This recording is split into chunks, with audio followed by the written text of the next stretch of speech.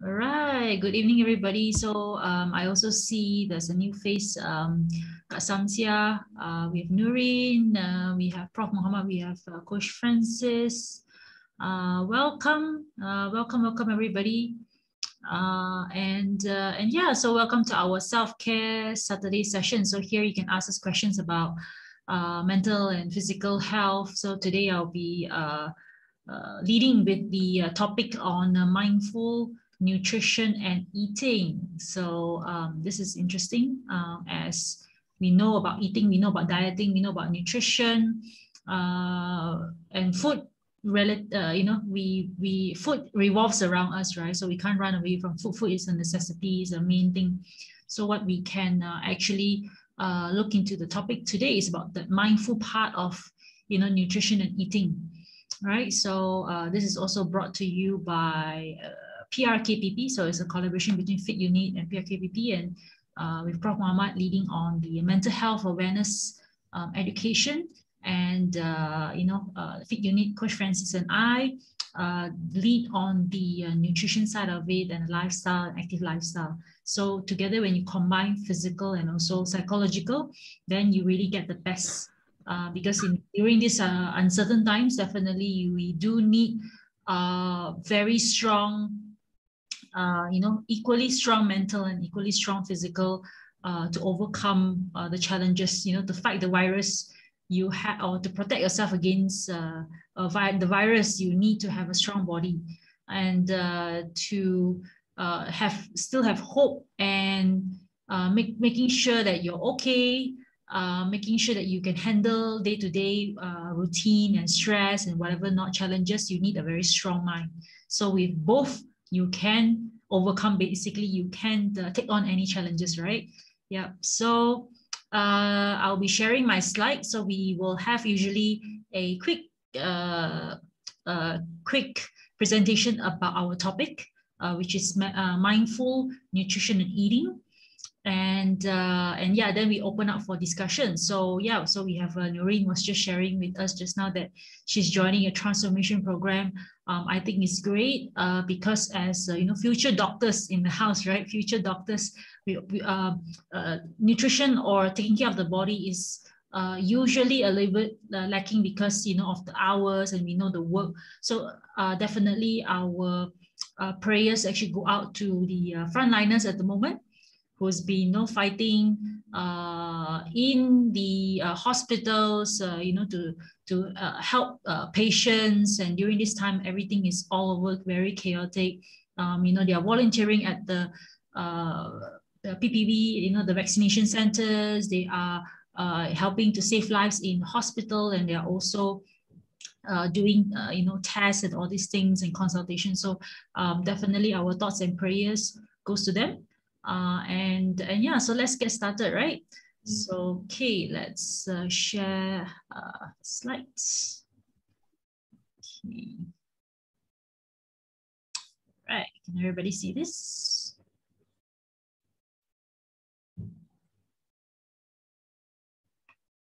Okay, let me put it to full screen. Okay, so we are talking today about mindful nutrition and eating. So welcome to our self-care Saturday session. So this is really interesting because a lot of people think that as personal trainers or fitness coach or lifestyle coach, we often want to help them to dictate. People think that our clients think that we dictate what they can eat and what they cannot eat. Like very restrictive. We always come back to things that, oh, this is what I cannot do.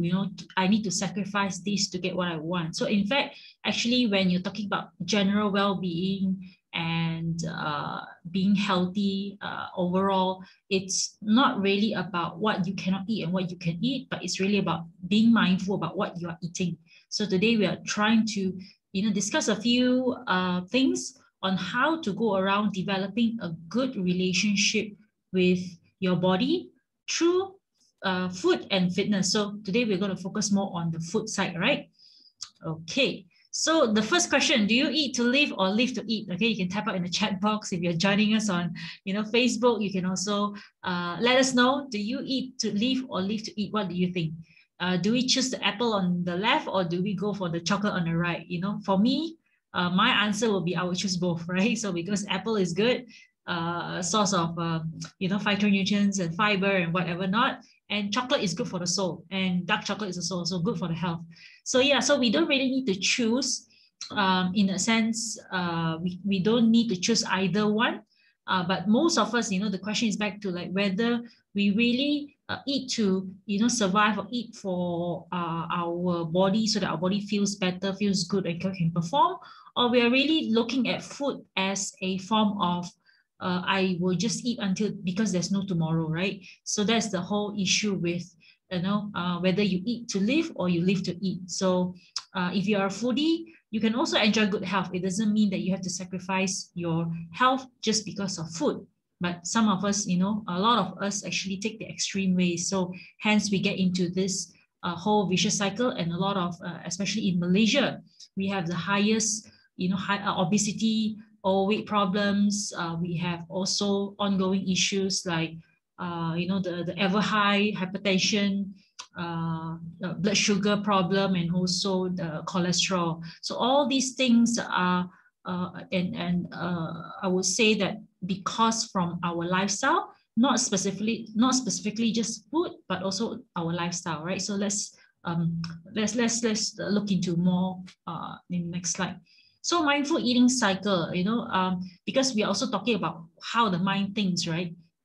And being mindful is about knowing and being aware of actually what you are putting in your mouth, right? What are you eating for? So you ask your question. So it's all the W's, all the 5 wives and 1 husband. So this is 1, 2, 3, 4 W's and 2 each. Okay. So why? So ask yourself, why do I eat? I know that this is a really good question to start with. Like, do I eat for good health? Do I eat for the fiber? Do I eat for the protein? Do I eat to feel full? Do I eat just because everybody says that it's very nice, I want to go and try it, right? So why do I eat? It's a good question to ask.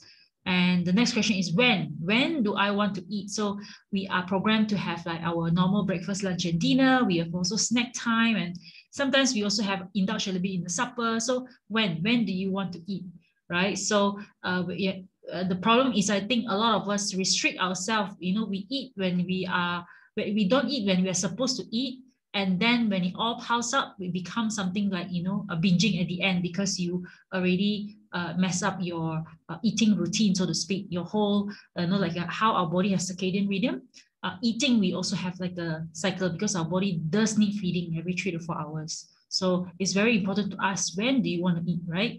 And yes, the important one also is, what do I eat? All right. So back to like, do you want to eat because you're supposed to eat, or you're hungry, or what do I eat because I'm hungry and that's the only food available, or do I eat because I know that my body needs protein, carbohydrate, good fats, and all these things?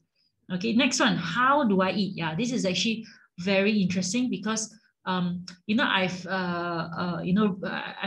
very read in terms of like, not just like what you eat, when to eat, and why you eat, but how do you eat? How many times you chew your food, for example? So we learn, I learn from different cultures and religion. I know that in the Quran, it's mentioned that you chew 44 times, right?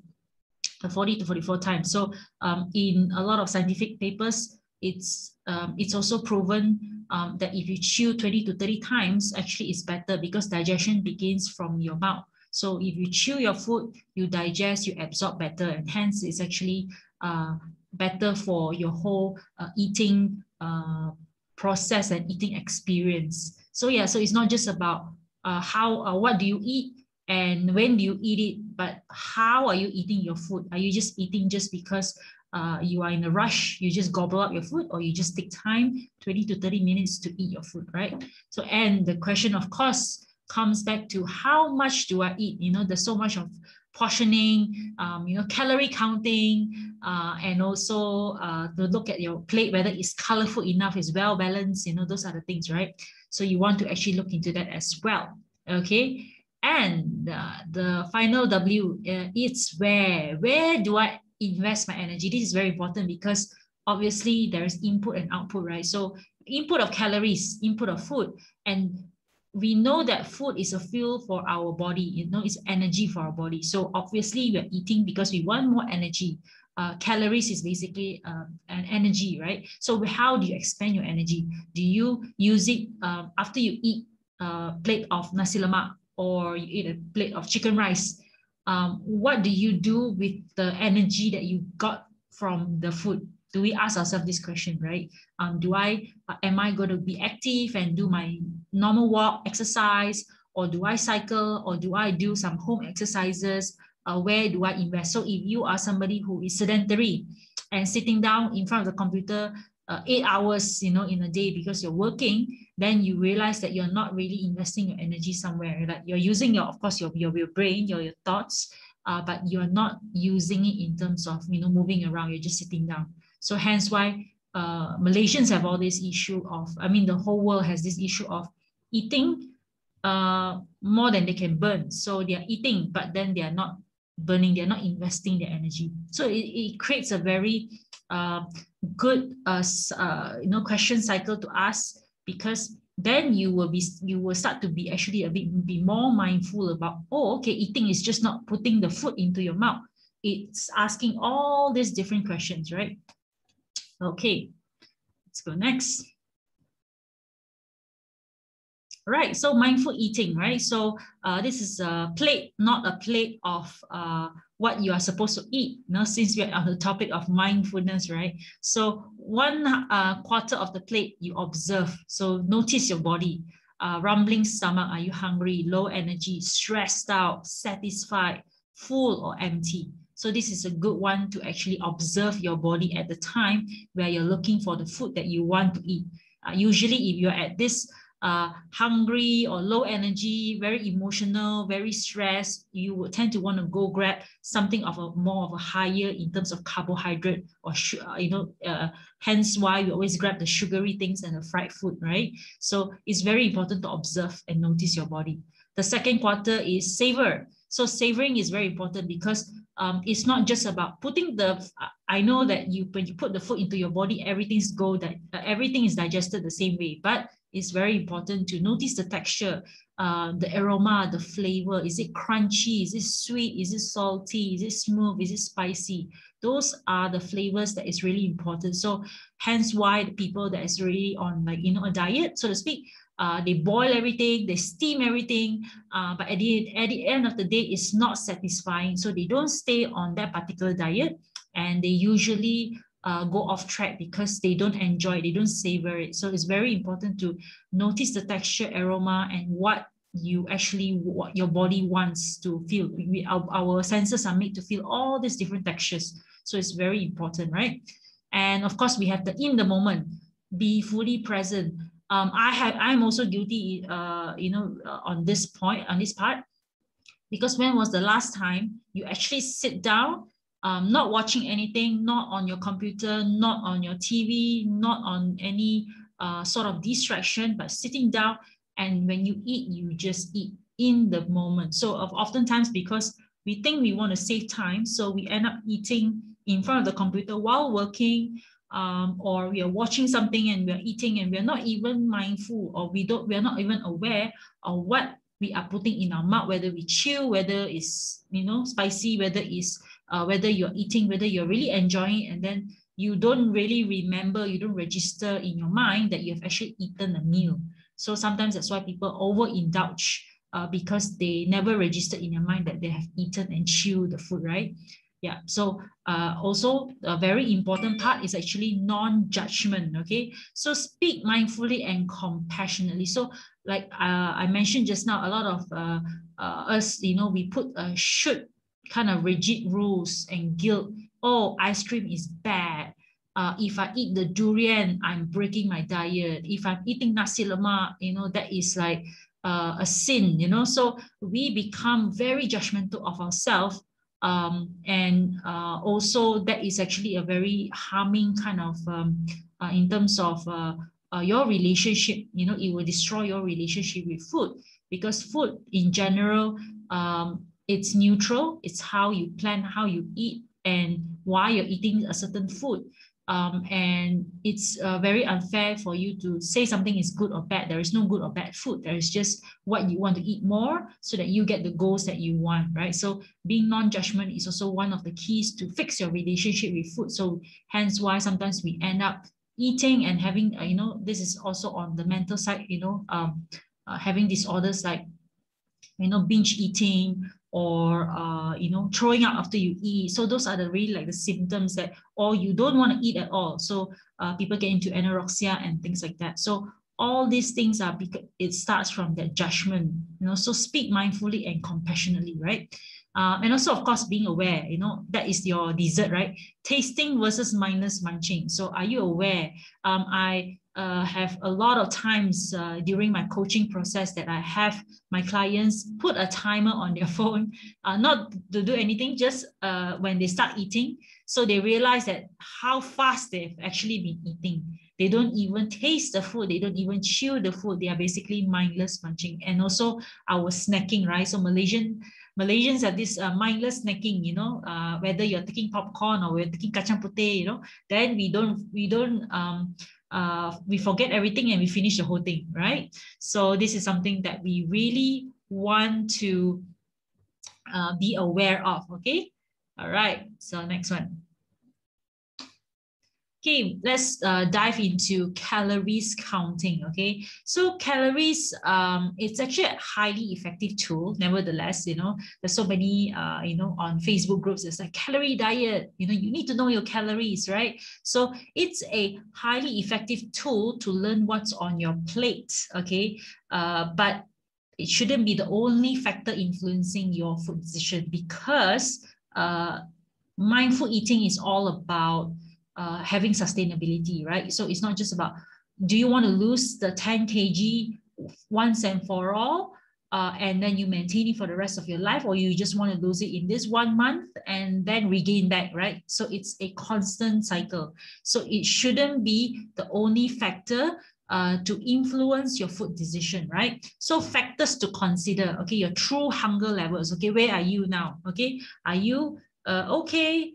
Are you hungry? Are you very hungry? So it's very important to know your hunger level. So why do we eat when we are not hungry? Why do we eat when we are bored, when we are emotional?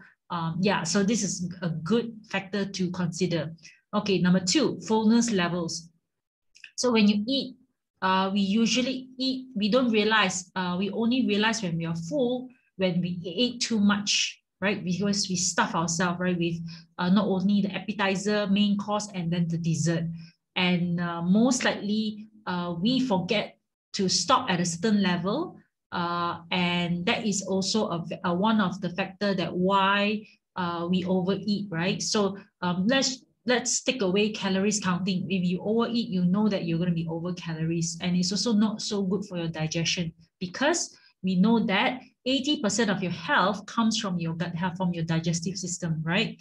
So in the words of our Tun Mahathir, I remember this one article, one interview that he did. He said you should stop eating when you're starting to enjoy the food. I think that's really wise, right? So when you stop eating at 70% full, your body needs time to actually digest the food, and then you will feel full at the end, right? So never stop at 100%, because definitely you will be 120%, right? So very important. So how you physically feel, that's also very important. Physically feel how your body feels. So it's not just about, this apple is 70 calories, this ice cream is 150 calories. It's about how you physically feel at the moment. What do you need? What do you need at that moment? So instead of looking into just calories, and that will stress you out, and you will listen to your body. Okay, very important. And also food enjoyment. So are you enjoying your food? Are you looking at your food and like you're looking at something that you really, really want, right? So a lot of us release our stress, and we look at food as a way to release our anger. Like sometimes we get into this self-sabotage mode. I said, I eat you because somebody told me I was fat, you know, or I'm eating you because I feel so stressed, I cannot handle it, I need that, you know. So that's not really enjoyment. That's like, you know, torturing yourself or punishing yourself, so to speak. And the food enjoyment is about really enjoying every single bite without any guilt. So that's the key, that's where we want to achieve, right? Okay. All right, so questions to ask yourself, okay? So there's a burger and there's a salad that I prepared in the slide, okay? So one of the things, you know, you should ask yourself is whether you're truly hungry when you are eating. Are you dehydrated or bored? So one of the good tests is to actually start drinking a glass of water, all right, and wait for a couple of minutes, and then you see whether you're really actually just dehydrated or you're actually hungry, or maybe you could be bored. You know, if you want that, let's say burger, for example, that you know that you're not supposed to have because you have prepared your food and you just want to order some, you know, food that you feel that just in the spur of the moment. Maybe you would like to try snacking on an apple before you go for that, you know, so-called meal that you feel like you just want to grab. Like, let's say, could be popcorn, could be a kacang putih, right? So whether you're bored or you're really hungry, so it's very important to eat when you're hungry. So that's just common sense, but we kind of forget that because we use emotional, right? E over I, you know, that's where, you know, it gets the best of us, right? So also we need to do frequent check-ins with ourselves. Am I genuinely hungry for this next bite? Okay, so we keep on stuffing ourselves. Let's say we are okay with 2 or 3 scoops of ice cream, but we go and finish the whole pint of ice cream, you know, but we don't really feel hungry, but it's just that if I can, I want to finish it, right? So it's good to check in with yourself, not only mentally, but also physical hunger, and also asking yourself, it's a really good mindful moment there, right?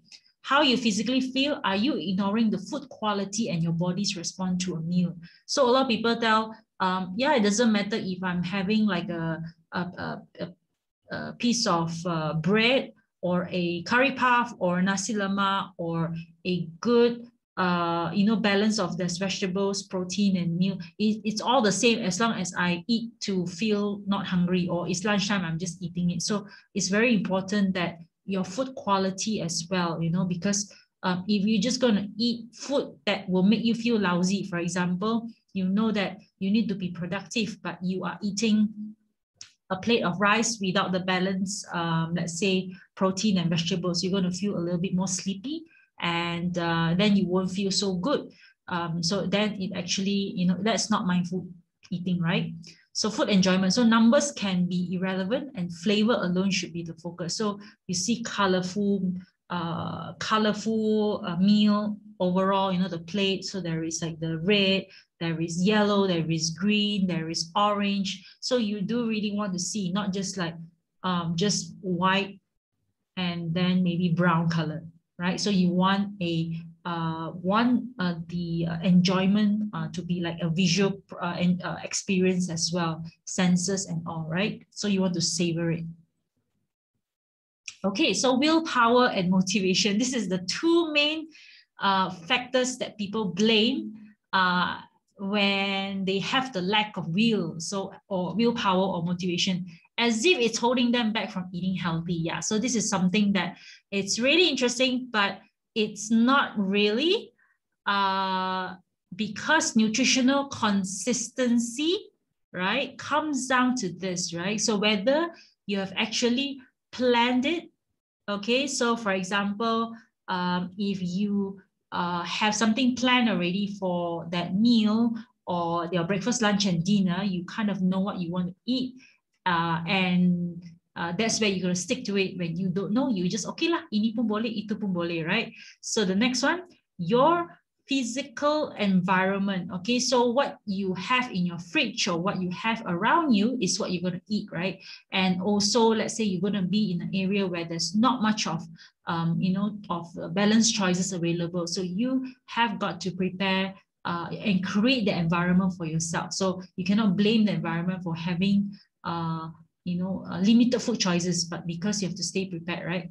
and hunger management. And this is always the key. I think a lot of people skip their meals. Sometimes we think that we can just overlook our meal times and, you know, just snack or whatever we have. Like we are eating when we are not supposed to eat, and when we are supposed to eat, we are not eating, you know. So this is the whole issue as well. So hunger management is also very important. And back to the big picture, basically your goals and your big why. Why do you want to get us to a certain health goals, for example, or certain weight? So it's very important. So that nutritional consistency is not really about that willpower, it's more of a skill power, right? And it's your own choice to create the environment, okay? And of course, 1 or 2 times you may end up not following the whole, you know, not following the plan that you plan for, but it's okay. If you are doing this, you're already doing 80% of it. You know, 20% of time, okay, give and take, right? So you can enjoy, let's say, a birthday or a celebration or whatever it is, right? But it shouldn't take you away from the main consistency, because you plan it, you create an environment, and you know about your hunger management, and you know that you're going to be in this meeting, you know that you're going to be busy, and how you're going to plan your meals for the day, and and remind yourself the goals and the why. Okay. All right. Okay, the next one is the weekend. So we are in our, you know, weekend now. We have Saturday. We have Saturday and Sunday, right? So Saturday and Sunday makes up almost 30% of our week, right? And you cannot definitely throw this away on a regular basis, because a lot of people say that I've been following Monday, Tuesday, Wednesday, Thursday, Friday. I've been eating my 1,200 calories every single day for that week. But when it comes to weekend, do not tell me what to eat. I'm going to enjoy. And then probably they rack up over maybe 4,000, 5,000 calories. It's possible, because I have done it myself. And I realized that how damaging that could be when you try to keep to a certain restricted kind of plan from Monday to Friday. And then the weekends, you just throw everything away. So by the time you measure on a Monday, you get demotivated. So you cannot throw this away and claim that you're frustrated with your lack of progress, because Saturday and Sunday does make up almost 30% of your week. So it's very important to still keep to your routine as much as possible. Give some flexibility, but it's very important to know that the weekends, it plays a part in your overall health and your goals, right? Okay, the next one. Reasons why you prioritize protein in your diet. So this is one of the things you know, I do input in when it comes to coaching, because not just protein, it's just amino acid, you know, essential amino acids. Your body needs it, you know. It creates you know, and also it creates so many things for your body. It's actually the first nutrient of your body. Let me start from the bottom. Protein is the first nutrient of your body. Your hair, your skin, your nails, your muscles, they all need protein. So protein is definitely the first nutrient of the body, and it's so essential.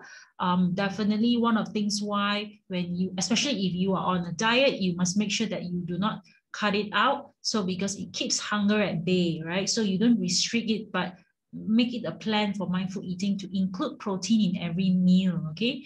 And it encourages home cooked food, definitely, because a lot of options outside is like, for example, let's say nasi goreng, or you have the mix nasi campur, you know, nasi economy, and then also you have like noodles and things like that. So it's very carbohydrate based, right?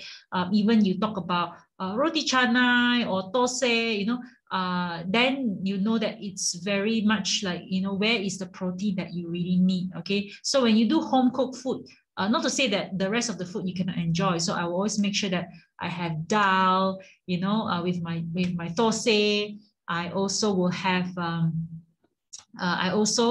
will have the, what do you call that? You know, the telur mata kerbau with my, let's say, rice. I will have my meat, my protein. I can have plant-based sauce like tempeh, soy. You know, I can make a smoothie. So because it keeps hunger at bay, it encourages home cooked meals. So yeah, home cooked meal, meaning that you know that you're not going to get that big piece of chicken, right, when you buy some from outside. So when you prepare it, at home, at least you know that you're going to get that 15 to 20 grams of protein for that meal, okay? And it preserves muscle, and protein is your building block, right? So imagine a house now with imagine a wall, you have the bricks, you have the cement, right? So those bricks are actually your building block. So without the foundation, your house will crumble, that building will crumble. So know that protein is your building block, okay? So protein is also our, in our hair, it's called keratin. You know, we do all these expensive hair treatments, and we take collagen. Protein also, it basically is the skin collagen. So it helps you to produce, natural collagen from your body. So it's so important to really have this building block, okay? So hence why I always stress on having enough sufficient protein in your diet. So that's mindful eating. Instead of telling you that rice is bad, why don't you include a little bit more protein and sufficient protein in your diet? So that's why protein is really essential, and definitely you should look into it, right? Hello, everybody on Facebook. I see Kak Nas, I see Dr. Narain. Thank you for joining. Okay, so the last one, reminder, okay, of the day of tonight is mindful eating. Really feel the taste of the food. This is a few reminders. Again, no hurry, don't hurry. Take 20 to 30 minutes to eat, to sit down and drink your water, right? And this is one of my favorite, cook and eat in a good mood, right? So imagine that you are angry and you cook the food, right? Imagine the energy going to the food. So I always use cooking as a therapy, a very therapeutic kind of way to relax. So I cook and I plate it nicely. I enjoy eating it in a good mood. Yeah, right. So of course, drinking more water, drinking enough water, right? Having soft, relaxing music helps. It's like, I remember we were talking to a bunch of friends. They were talking about creating this restaurant date with the husband. So they order food from outside, they put in the music, they are seated like in a restaurant, they have all the food and everything. So they just have a very nice dining experience, although we are now staying at home, right? So sitting at a real table, right? So do not try to sit on your couch. Do not sit on your office table to do your to basically eat, right? So place for itself, right? So eat your favorite food last. Okay, so yeah, you can keep your little maybe a muffin or a chocolate cake or whatever it is. But one of the things I really enjoy is to basically, I make sure that I would definitely focus on prioritize on what my body needs. I know I need my vegetables, I know I need my protein and carbohydrates, so I would make sure I would have that. And it's okay to have a little treat, in the week, not just leave it for the weekend, right? So it's very important so that you don't end up just binging on everything during the weekends. That's very helpful. Not multitasking. So yeah, so no looking at the laptop, working, reading a book and eating, or doing two things at the time. So no do things at one time. So one thing at a time, right? So when you eat, spend time eating. When you are working, you spend time working, right? So you don't try to mix it both, right? And the last but not least is to respect your body and health. So it's very important to learn how to love your body, listen to your body when it needs a bit of rest, it needs a bit of TLC, tender loving care. So you really got to work on that, because at the end of the day, eating well is respecting your body, is respecting your health. And we have indicators to show what is called good health, right? So you want to have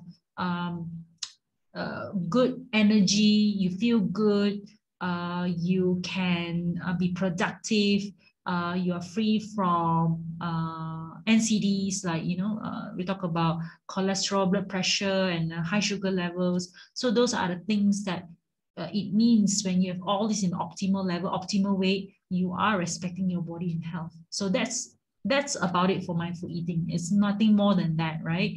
And that's very powerful, very simple, but yet very powerful. So I hope this little sharing will help you to give you a little nudge on what is mindful eating all about. All right. So I'll stop sharing, and yeah, let's open for discussion. Okay, Felicia, if I may add, thank you for a very informative talk, and also I learned a lot about what you have just said. One thing I did want to remind us all, when we are talking about mindfulness or mindful eating, mindful behavior, that means we have to really be very clear of the goal and our intention. It could be the intention at that particular moment, or it could be the eating for the next 24 hours. That means you already planned your eating schedule, your eating content, food content over the 24 hours or for that day. So over even how many meals you need to take and things of that sort. So I still actually emphasize, if possible, to do what we call mindfulness log, which we can keep our log every day for us to actually look at it and to determine whether we have planned it well. And after we have planned it well, then we can execute it well. And then along the way, we can again review the execution, whether we have done it right or wrong. Then we can make a difference, maybe from the morning to the noon, from the noon to the evening to the night before we sleep. And then we can also prepare what we plan for tomorrow, kind of thing. And at that particular point of a time, then we also have to be mindful when we saw the food on the plate. I guess that is the thing that we need to do. And discipline is the issue here. And commitment is another problem here. Not the willpower and the motivation, but I believe the commitment is the one is that we need to really train ourselves. Maybe later we can end up being a passionate person, trying to do all the right thing for ourselves. Okay, I think that's the way I look at it. Right. Thank you, Thank you so Felicia. much for the adding on to that. Yes, it's very important to go back to your why, your intentions, right? So mindful eating is all about that, and it's very important to have that. Instead of a lot of a lot of us are always struggling. I think rewarding, taking food as a part of a reward and punishing ourselves. Looking at exercise as a punishment. I think that's one of the things. It's in our mission, my personal mission, to really help change that. And I think as like being mindful, I think this is a really good topic to talk about. It's not about cutting down your food, or having like being so motivated that you can do it every day. So a lot of us ask, how do you stay motivated? We cannot be motivated all the time, hence why we always recommend it, like bathing. You bathe twice a day, right? Yeah, so it's just like that. You just need to keep on doing it. Yeah, some sort of discipline and creating the environment for yourself. I think that's very important. I may say about motivation. We must know that there is two type of motivation. One is our own internal motivation. Another one is external motivation. So at time when our internal motivation goes down, that's where we need external motivation to support us. But just relying on external motivation without having our own internal motivation, usually we're going to fail. But if we have internal motivation, then external motivation will be adding on to our ability to maintain what we really want to do. So to achieve internal motivation, you must have a sense of purpose. You must have that particular goal about what and how you want to, come up about your body, about your health, about your. In fact, all these need to happen not only physical health, it's also in psychological health, it's also in spiritual health. All these three domains must be having proper nutrition and proper feeding. I think we are always worried here. We always not overlook the other two part of it, the proper nutrition and the proper feeding for our mind and our soul. Yes. Yeah. So the key is to really change, have what we feed into our mind. Our mindset is the key. It's not about giving you the best meal plan and the best food in front of you, but if we are not being aware, or fully aware of our intentions and our internal, what motivates us internally, and you don't keep educating, you don't keep working on your mindset, or and you wouldn't have that mindfulness for long term. So being mindful is about the long term, right? Not the short term. Yeah. And also adding on to that, it would be definitely the foundation of it, which is sleep. So sleep is also one of the most important things. It's not just like 1/3 is sleeping, 1/3 is exercise, 1/3 is about eating healthy. Sleep is definitely the foundation to how all these things work when you are feeding your mind properly, when you're feeding your body properly, and you're moving your body, and you need the sleep to actually rest. Because we have thoughts, we have 60,000 to 70,000 thoughts every single day, and it's through sleep that you can rest your mind, and through sleep you can rest your body, and your body will repair itself. Yeah, so then don't neglect that as well, because a lot of that's why it's also all these different factors to how to have a good health, right? So yeah, as long as we keep on reminding each other, that will be very important. I got a question for you, Felicia. How actually to maintain that quality of sleep that we should be having? Very satisfying, refreshing kind of a sleep. What would be the key that can help us to achieve those things? Yeah, I think there's a few ways how to achieve that, because we were discussing on the sleep, quality of sleep, right? So first of all, the number of hours of sleep is subjective.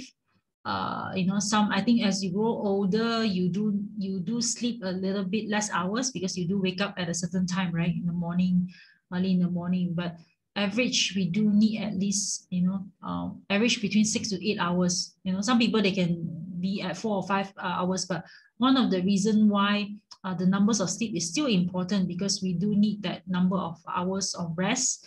Like it was actually what our good friend Jess was sharing this. It was appeared in the research where Margaret Thatcher, the former Prime Minister of Britain, she passed away at an old age, but she developed Alzheimer, and it's well known that she sleeps only for 4 hours.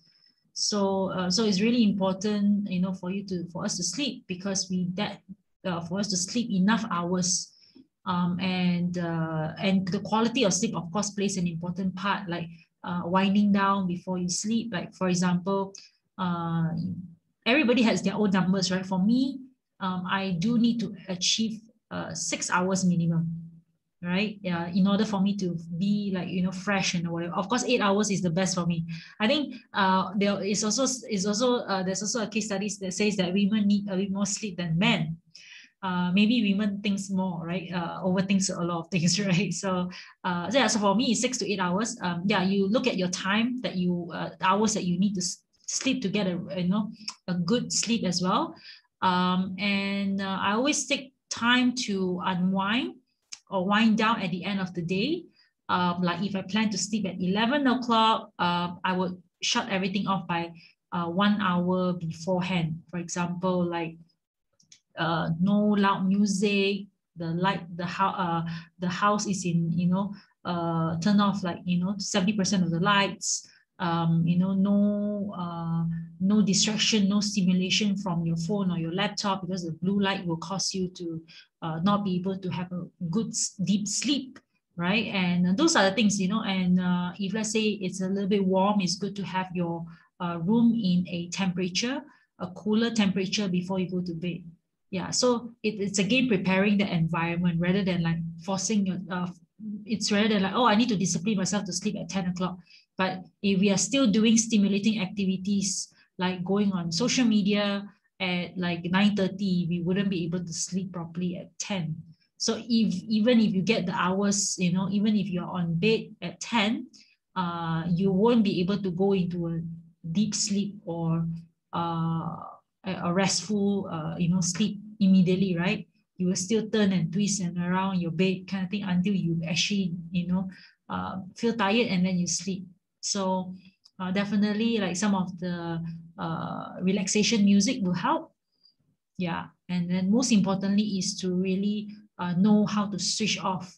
So that's how I do recommend that to get a good sleep. So be on focus on like the stimulation, the overstimulating activities, that includes music, the blue light, social media, thing that, you have all these thoughts in your head already throughout the day. So if you add on more, then you definitely won't get a restful sleep. Yeah, so sometimes I don't have the luxury of getting my full 8 hours of sleep, but because I prepare all these things to wind down and I have all these practices, sometimes I do feel that I do get that deep sleep. Sometimes when you're wearing like a watch like Fitbit or any sports watch, it will also be able to detect your track your sleep, whether you have light sleep, how many minutes or how long did you have waken up throughout the night, and also your REM and also your deep sleep. So that's also a good indicator. But you will know from your energy. If the manual way is to know your, if you wake up, then you want to snooze your button, your alarm, which means that you didn't really get a restful sleep. But if you wake up fresh, and you're ready for the day, I think you know that you are less cranky. We have all these telltale signs of whether you get a good sleep or not. So it's just about improving it and working to a way that you really, you really find that sweet spot where you're getting your rest and you're feeling good, right? So yeah, anyways, thank you so much for Samsia for joining the session. Thank you so much. Any question from the Facebook? Let's see.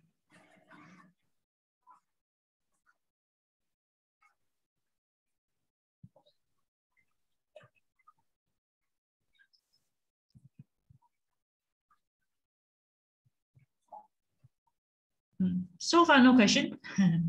Right. So yeah, I just maybe can ask Francis. Francis, when you say you have to do exercise until you are tired enough, that could help you to sleep. But being physically tired, but mentally actually still very active. There's always this, these two things that interact and causing antagonistic each other.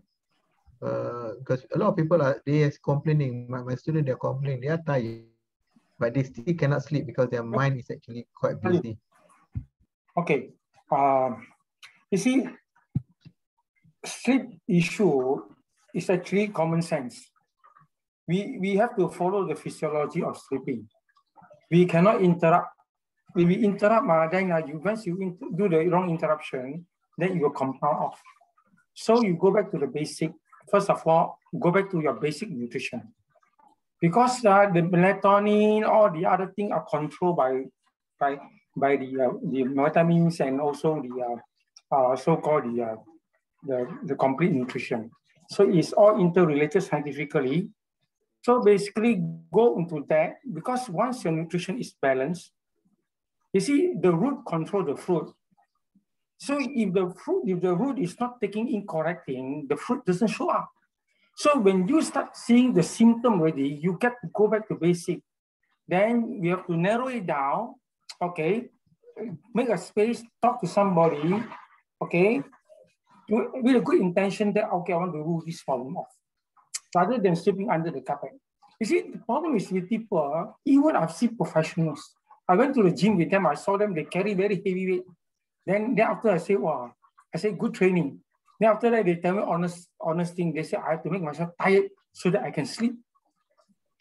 You see, that is not correct. So some say I go on heavy caffeine and then I can sleep, or even those drink alcohol. You can't. You drink those things, you actually you cannot even interfere with sleep. You cannot enjoy the sleep one, because the sleep pattern is already in that way. You got to go through the cycle of sleeping one. So the key is, once you have the right nutrition, your mood is right.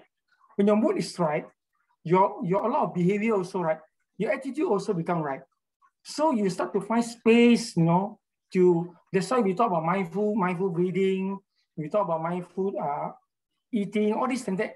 Comes back to the basic bottom line, that we put the basic things correct, then only the body can function correctly. How can a plant grow, produce good food if you don't take care of the roots? With the proper nutrient and all the nurturing, all the tender living care. So don't argue that, because those are all very common sense. But sometimes, because our emotional mess up, so we try to fight with our own emotion. So it's very, very dangerous. So that's the reason why, after Felicia has spoken all so lengthy about mindful eating, end of the day, I honestly say it's cannot do it one. You need somebody to take it out of the wood. For sure, when we have simplified, we have circumvented the whole processes, where you put into a different platform to get you out of those discipline, those difficulty, very difficult, because we put you into very simple. That's why I said, if you Google the best way to lose weight or back to your calorie control is go into meal replacement. That is one key. But then now we have found out something that is very good, because these are functional food. Now, what is functional food? We all eat food, right? The food give you some benefit. That is food, good food. But functional food, it gives you the health benefit plus extra health benefit. For example, it gives extra antioxidant, it gives extra anti-inflammatory, so-called factor, like fish oil. Okay, like the phytonutrients. These are important things. So go back to basic. Okay, end of the day, go back to basic, and then space out. Must have time to sleep, time to eat, time to exercise. So time to pray. I believe this thing, even though the topic is about mindful eating, by end of the day, we actually want to put some string there so that people can start to think back. Hey, how can I fix this?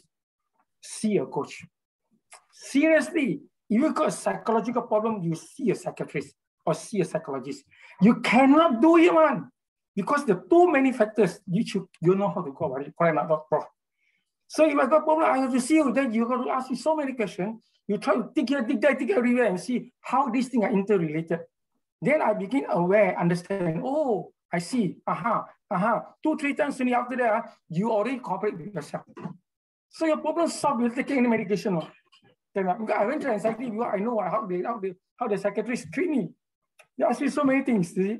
So at the end of the day, I find that actually the in-depth understanding of why we overeat, what's called true hunger.